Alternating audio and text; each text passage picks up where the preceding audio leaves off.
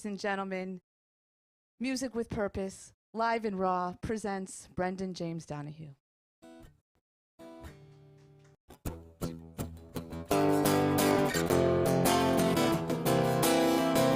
And my friends at the bar, they know me well. They know when I'm sad, I guess they can tell when I need a stiff drink and a smile or two. And my friends at the bar treat me better than you. I walk on in and I sit down. I take my drink and a good look around. They say anything to pull me through. And my friends at the bar treat me better than you. Take it, Steve.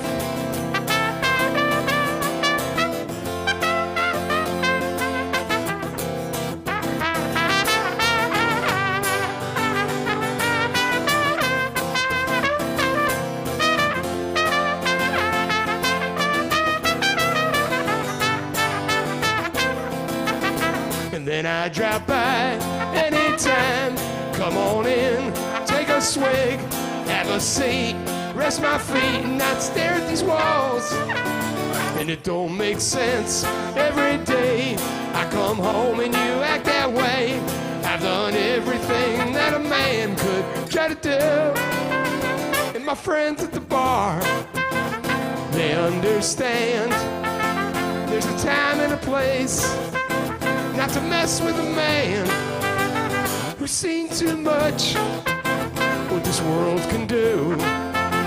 And my friends at the bar treat me better than you. And then I drop by anytime. Come on in, take a swig, have a seat, rest my feet and not stare at these walls. And it don't make sense every day I come home and you act that way. I've done everything that a man could try to do. And my friends at the bar, they know me well. They say anything to get me through this hell. And we drink and laugh, play a song or two. And my friends at the bar treat me better than you. And my friends at the bar treat me better than you. And my friends at the bar treat me better than you.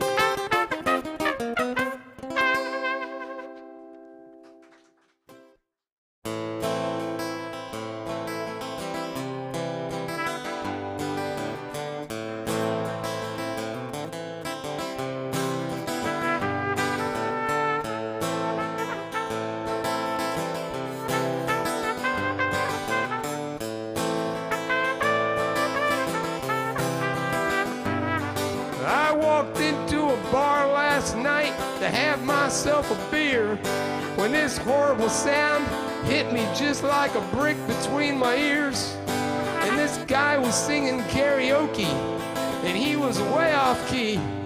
And I know my voice is pretty bad, but this guy, he was worse than me. He had been hanging out at the bar drinking shots all night. And they say he downed a fifth of whiskey and the bartender got uptight. He started singing an Elvis tune and well, it was an embarrassing sight. He would have saved more lives behind the wheel than behind that karaoke mic, that damn karaoke. They got the words up on the screen, that damn karaoke. They got drunks who shouldn't sing, that damn karaoke. I wish I could play guitar like B.B. King, but it's everywhere I go. I can't book any shows. The world's made its decision. They don't want no real musicians, that damn karaoke.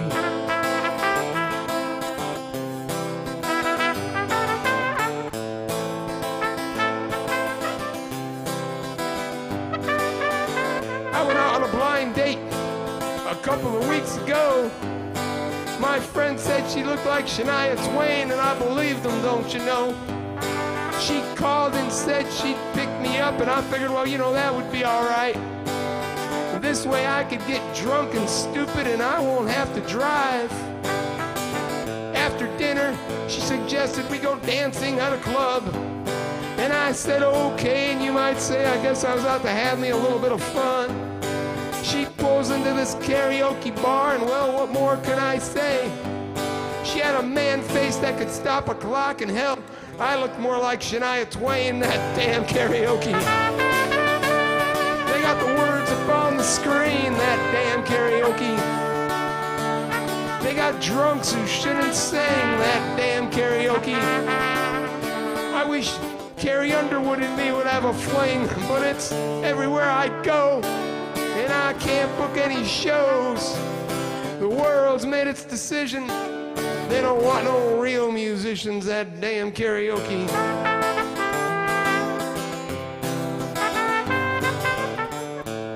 A little karaoke trumpet there, Steve.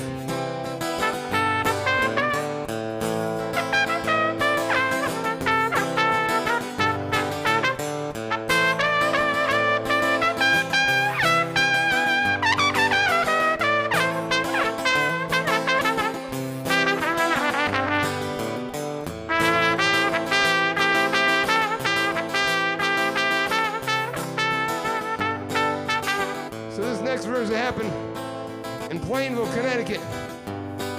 The gateway to nowhere, Plainville, Connecticut. So you've been through all the stuff I've been through, and this is true story. It's all true, of course. How else can you write a song like this? So this bartender calls me up. He wants me to host an open mic. So I brought guitars and real musicians and things I thought he'd like. But I knew I was in trouble, and my open mic was doomed when he wouldn't turn off the karaoke machine that was sitting in the front room. And this large-breasted woman with a cowboy hat said she was ready to go. She had metal spurs on her black leather boots, and you know, there were fringes on her coat. She started singing a Patsy Cline tune, and the words she seemed to forget. And I jumped up and screamed, "You idiot! Look at the TV set, that damn karaoke.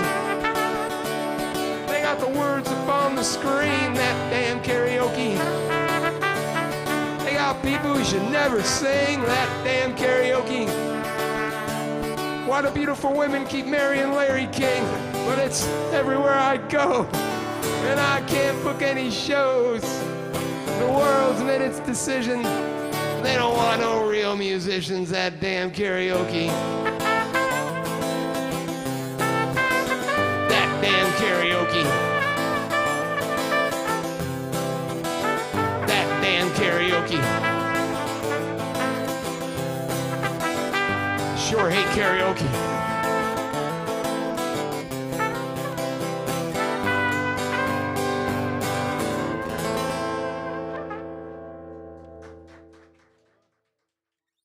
Hi, you've tuned in to Music with Purpose, a show about all kinds of music with all kinds of performances, all kinds of conversations with all kinds of performers. And we're going to be talking about the meaning and purpose and just about music in general as well. I'm Lisa Catherine. I'm going to be your guest host tonight, and we're with Brendan James Donahue. Really excited to have you here. Hey, Lisa. Thanks. I've gotten to see you perform many, many times, and I've heard many, many stories in the last 3 years. About 3 years ago, I think we met, right? I think so, yeah. So this is going to be fun. Yeah. I'm really excited to be here. Thank you for having me. Thanks. I usually begin with brief bios, and your bio of everything you've done is certainly not brief, but I'm going to share, if that's okay with you, a tiny little summary that you sent me. I'm going to read it, okay? Sure. All right. Brendan James Donahue is a well-known singer-songwriter from Bristol, Connecticut, who has performed all over the United States and fronts his group Brendan James Donahue and the Guilty Party. To date, their most recent CD, Check Please, has 14 original songs and has received critical rave reviews. You're working on another CD too, I know. Yeah, we're just starting. Good. Brendan has previously shared stages as the opening act as a solo performer for the Grateful Dead, the Black Crowes, Arlo Guthrie, Bruce Hornsby, as well as Chuck Berry. Pretty big names. That's pretty cool. Yeah. Get to meet all those people too? Oh, sure, yeah. That's very But cool. I'm always a bridesmaid. I'm never a bride. All So right. I'm always the opening act. All right. That's Well, okay. you never know. His many bands over the years have also played all over, putting out great, energetic performances and leaving crowds looking forward to their return. I can attest to that because with your full band, you have drums and congas and a horn section and definitely high energy, without a doubt. We have a very large band. Yes, Yeah, we you do. do. Yeah, Yeah, yeah. so you And guys I are have getting to just a pay little all these tiny, people. tiny Yeah, sample yeah. tonight.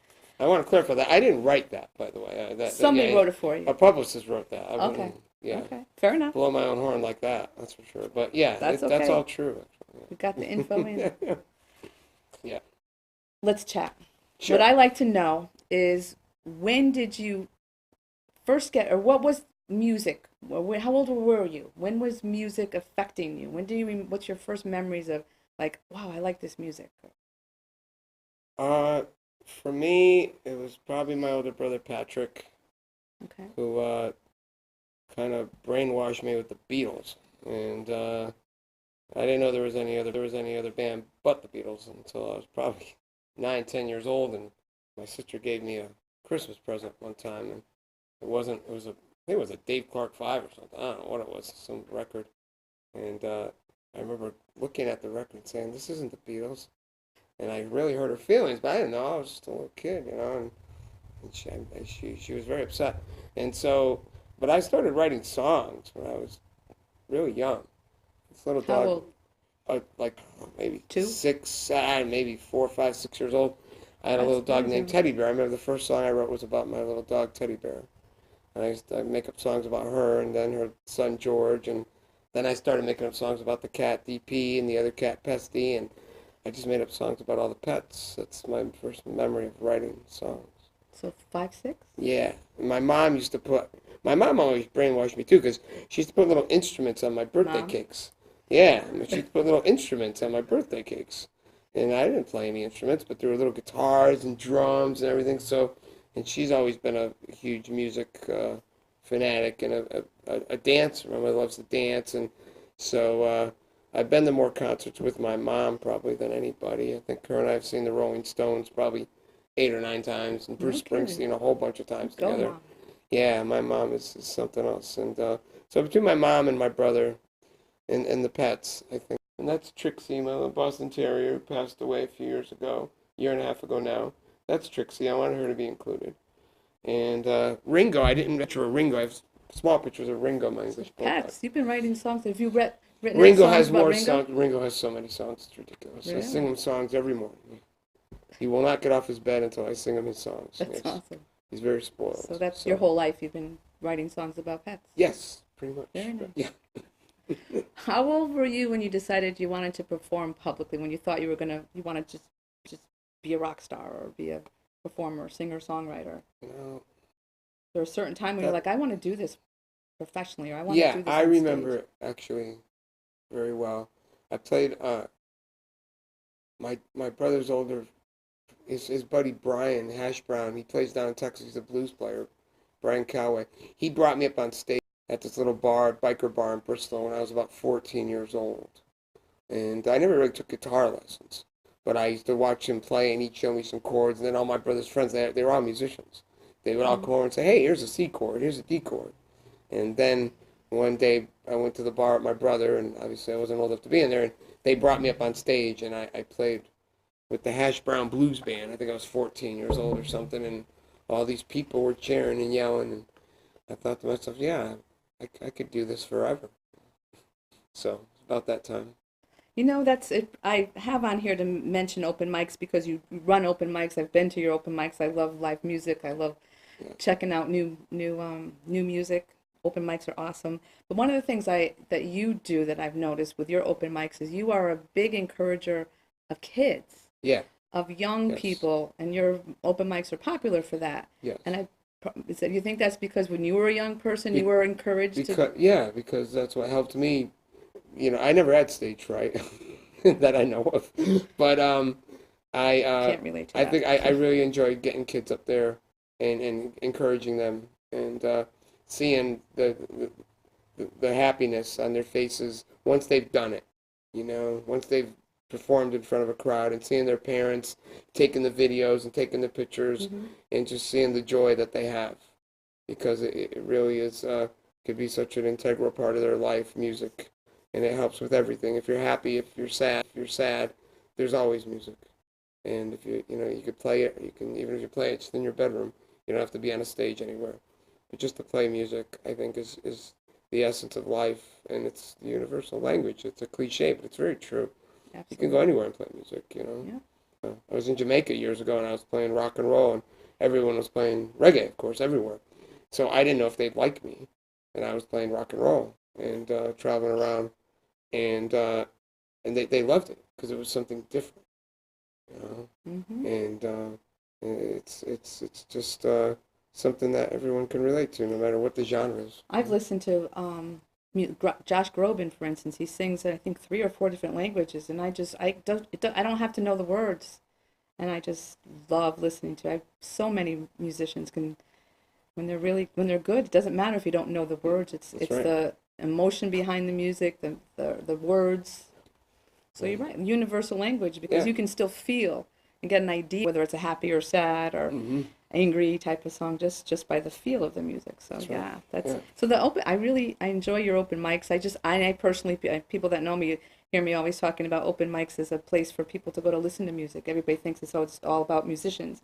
For someone like myself who's not a musician, I love going to open mics to hear new music and to hear things that are going on, within the I'm the same way. I love to hear new performers. I love to hear songwriters. That's my favorite. Everybody plays cover tunes, and that's fine if that's all you can do. I don't have, I'm not putting anybody down for that. Not everybody writes songs, but I really love hearing songwriters. That's all I have in my car is local, original artists. And that's how I met you. You had me as you have a songwriter showcase for music with 3 years concerts ago. with causes. Yep. Music with That's a purpose. how we met. Someone recommended you. Yes, you brought me in and you gave me a showcase. And that very day I played a festival. And the music festival was okay. It was a hippie festival. I forgot what it was called. And that was fine. And I was with my band, and there was a lot of people everywhere. And I had to leave there. And my band was like, where are you going? We just got off stage, and there was people everywhere. And, you just got off stage, and that's the time where you can, walk around and meet people, and everybody can tell you, if they enjoyed it or not. And you had to miss out on that part. I had to leave, and I didn't care, though. I was so excited about going to your songwriter showcase and just playing an hour of just all my own tunes. Because at the music festival, I played a lot of originals, but I also had to play a lot of cover tunes because there's hundreds of people there. They want songs they know. You don't get a chance. Yeah, I played like maybe 3 of my originals. But when I got to your place, I don't know, you maybe had 20, 30 people there. It was so much more fulfilling for me. Because you got to play and that's something that's going on around here is unfortunate. Well, hopefully that's going to change. We get to hear more originals around different venues. That guitar case, can you just tell us really quick, can you sum it up in the history? When I first met you and saw this, it's duct taped. It's duct taped together. Duct taped together. Yes, it's going everywhere with you? It's been all over the country, many times. That's a pretty special guitar. It is. If that guitar case could talk, I'll tell you. You got to get a real picture of that, and that's like my favorite prop, I have to say. The new album on the cover. Yeah, because it's just it tells so much, just that guitar case. It speaks for itself, really. It's so beat up. And when I first got it, I remember back in like 1993 and 94, people used to say, what a beautiful case. I haven't heard that in 15, 20 years. But it does tell a lot of stories. Now it's a cool case. Yeah, it's true. Yeah. Anything else you want to mention real quick about your music, and how you want people to feel about go away listening to your music? I just think people understand when they hear my music. I never write from a third person. I'm always writing from a first person. I write about what's around me, There's inspiration all around you, It's just life, talking to people, talking to you right now, just being in a restaurant, talking with people, and so everything, I write a lot of funny songs, but I try not to write too many funny songs, but I do, because life is inherently funny, and so I just want people to know that the songs I'm singing are just, what I've been through and stuff like that. So thank you for having me. Thank you. Thank you for being here. That's all the time we have to talk. Okay. Anyway, and life is short, so be good to each other. Okay. Yeah, good message. I always say that at the end of every show. So thanks. It's time for our audience to get to hear more of your music. Okay. So we're going to sign off and go listen to music. Thank you, dear. Thank you. Awesome. Thank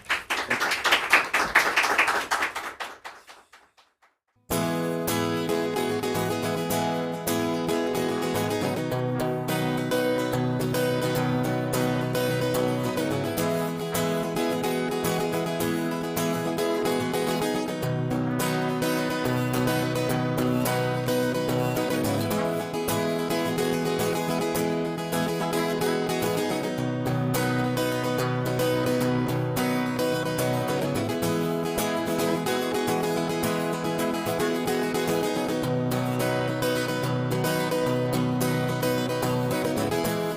stopped by my parents' house yesterday to hang out with my dad and to watch the football game. And those records called my name, oh, as halftime came. And I opened up my old turntable machine, a strange contraption most kids today have never seen. I dusted off that needle, and I dusted off that vinyl, and I let them play. And my old records, they still sound the same, taking me back, far back to a different time, a different place that blew past like the wind. And I may never understand how those days slipped away.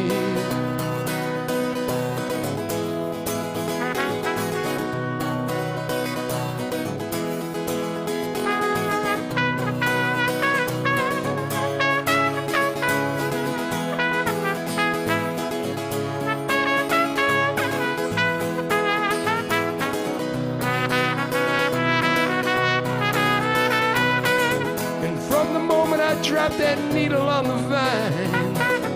Well, I forgot the game and I lost track of time, and my heart somehow felt open with a joy that I've been missing for a long, long time. And there's an honesty hidden in those grooves, something real to me that I can't describe to you. And there's a magic that rings true, and a melody shining through, even with a scratch or two.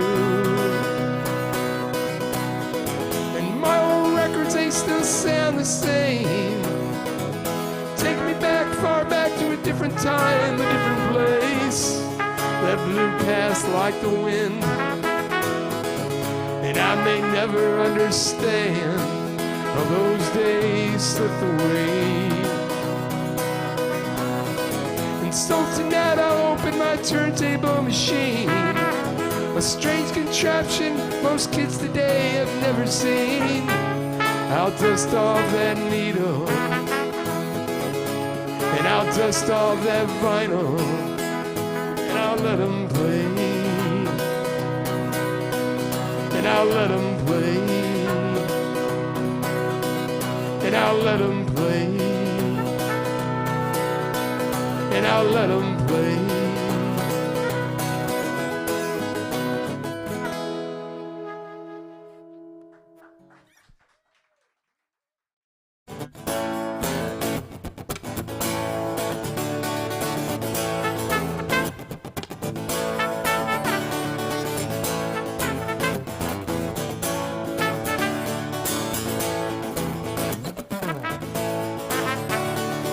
Come on in and sit right down, light yourself a candle. Storm outside is raging out and thunder shakes the window. Rain is falling all around, the blues is in Chicago. Hanging out and getting loud with them Eskimos in Colorado.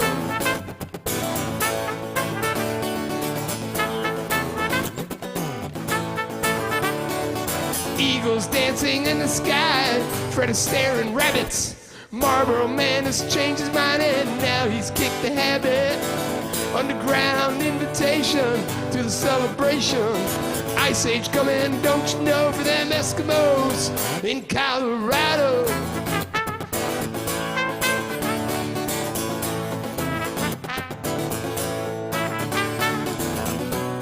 But you know I haven't seen much daylight. 6 months of nights playing tricks on my mind.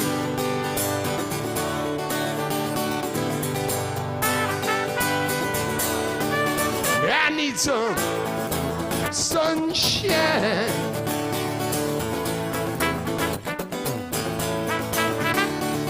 Kansas City closet queen, guilty by suspicion. They all said, but no one seen it's proof by intuition. Psychic told me long ago, my days are surely numbered.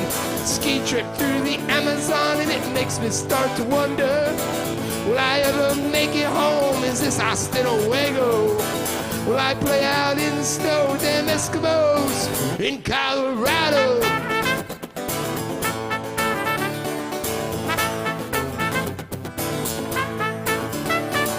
Take your basket to the cabin, have yourself a picnic, hanging out with John and Myra, aliens from New England. Pasta, eggplant, parmesan, couple jugs of Julio. Spaceship comes to take me home, lurking in the shadow. Bigfoot smoking a fat cigar, playing five-string banjo. I saw him come and go with them Eskimos in Colorado.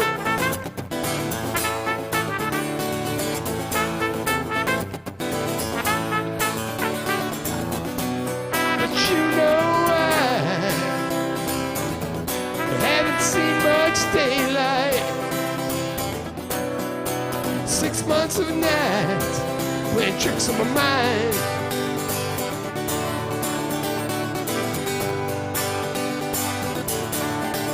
I need some sunshine.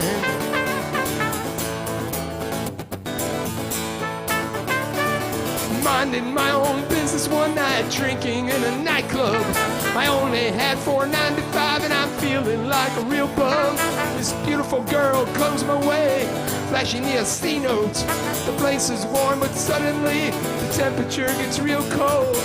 I ask her of the pros and cons, dealing with subversives. Her smile is true, her eyes are blue, and that's where the curse is. She buys a round, chows down a dish of clams, casino. Next thing, that room is filled with them Eskimos in Colorado.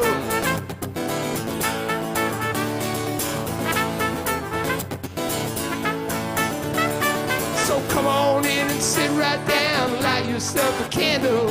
Storm outside is raging loud and thunder shakes the window. Rain is falling all around, the blues is in Chicago. Hanging out and getting loud with them Eskimos in Colorado. In Colorado. In Colorado.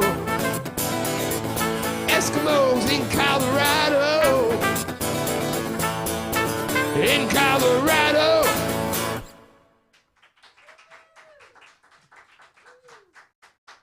Let's turn it on. Until next time, may your life be filled with music, love, and peace. Thanks, guys.